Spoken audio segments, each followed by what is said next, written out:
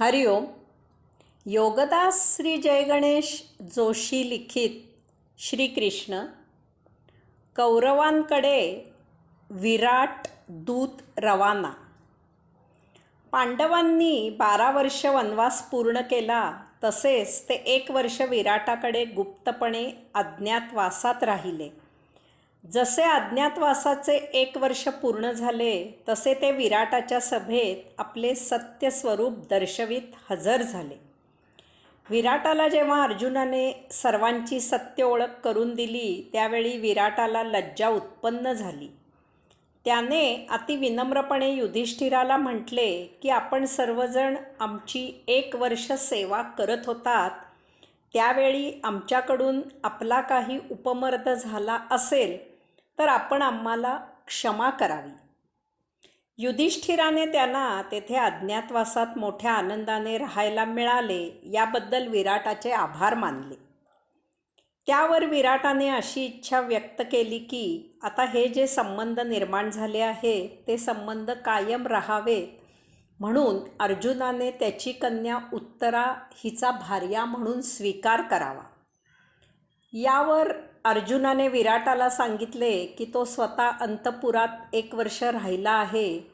त्यावेळी नृत्य शिकताना उत्तरेने त्याच्याजवळ गुरुचे नाते मानलेले आहे आणि अंतपुरात त्याचे उत्तरेजवळ कन्या म्हणूनच नाते तयार झाले आहे. तथापि तो विराटाच्या इच्छेचा आदर करू इच्छितो. यास्तव आता तो स्वतः उत्तरेचा सून म्हणून अभिमन्यूची भार्या म्हणून स्वीकार करू इच्छितो.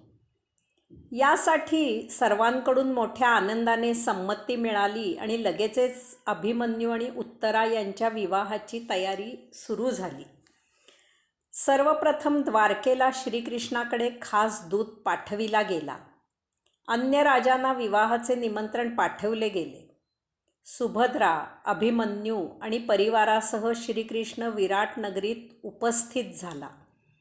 विराटाच्या आणि पांडवांच्या पक्षाचे राजे विवाहाला उपस्थित झाले. काही दगाफटका होऊ नये म्हणून सर्वजण आपापल्या सैन्यासह आले होते. उत्तरा आणि अभिमन्यू यांचा विवाह सोहळा विनाविघ्न थाटामाटात झाला. त्यानंतर विराटाने पांडवांच्या हिताचा विचार करण्यासाठी एक सभा आयोजित केली. या सभेमध्ये श्रीकृष्णाने भाषण केले. सर्वप्रथम श्रीकृष्णाने पांडवांशी द्यूताचे नियम झुगारून कपटनीतीने द्यूत खेळून त्यांना वनवासात पाठविल्याचे सांगितले. तसेच लहानपणापासून कौरवांनी पांडवांना ठार करण्याचे अनेक प्रयत्न केले त्याचेही सभेला स्मरण करून दिले. आता द्यूतात ठरलेल्या अटीप्रमाणे पांडवांनी 12 वर्ष वनवास आणि 1 वर्ष अज्ञातवास पूर्ण केला आहे. तेव्हा आता कौरवांनी पांडवांना त्यांचे राज्य समाधानाने परत करावे. तथापि कौरवांचा दुष्टपणा लक्षात घेता कौरव यासाठी कितपत तयार होतील हे शंकास्पद आहे. तशी वेळ आली तर पांडव आपणा सर्वांच्या सहकार्याने प्रसंगी त्यांच्याशी युद्ध करून आपले हक्काचे न्यायाचे राज्य परत मिळवतील हे नक्की. यात जराही शंका असण्याचे कारण नाही. या बाबतीत कौरवांचा विचार काय आहे हे आपल्याला अद्याप स्पष्ट झालेले नाही. तोपर्यंत आपण निर्णय घेऊ शकत नाही. तरी कौरव आणि पांडव अशा दोघांनाही हितकारक असे कौरवांना समजावून सांगणारा दूत कौरवांकडे पाठवावा असा प्रस्ताव श्रीकृष्णाने सभेपुढे विचारार्थ ठेवला. यावर बलरामाने श्रीकृष्णाची स्तुती केली आणि त्याने स्वतः सभेला संबोधित केले. त्याने सांगितले की युधिष्ठिर द्यूतात अनभिज्ञ तर शकुनी द्यूतात निपुण. यामुळे युधिष्ठिर हरला. परंतु आता द्यूताच्या अटींप्रमाणे पांडवांनी वनवास आणि अज्ञातवास पूर्ण केला आहे. तरी आता कौरव आणि पांडव असे दोघेही अर्ध्या अर्ध्या राज्याचे धर्माने, न्यायाने, हक्काने मालक आहेत. तरी कौरवांनी अर्धे राज्य स्वतःकडे ठेवून अर्धे राज्य पांडवांना परत द्यावे, हे दोघांच्याही हिताचे आहे. तरी येथून जो कोणी दूत पाठवला जाईल त्याने अत्यंत विनयाने, अदबीने, सामोपचाराने हे सर्व धृतराष्ट्र, भीष्म, द्रोण, कृप, विदुर आणि धृतराष्ट्र पुत्रांना समजावून सांगावे. यावर सात्यकी संतापाने पुढे आला आणि त्याने कौरवांनी पांडवांना द्यूताचे सर्व नियम झुगारून कपटाने हरविले आहे असे ठामपणे सांगितले.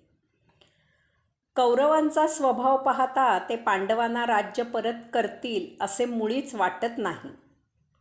तसेच अशाने आपल्याला कौरव दुर्बल समजतील. पांडवांवर झालेला अन्याय कौरवांना ठार करूनच दूर केला पाहिजे. तेव्हा आता अधिक वेळ न घालविता युद्धाची तयारी करावी, हे सांप्रतकाळी श्रेयस्कर आहे.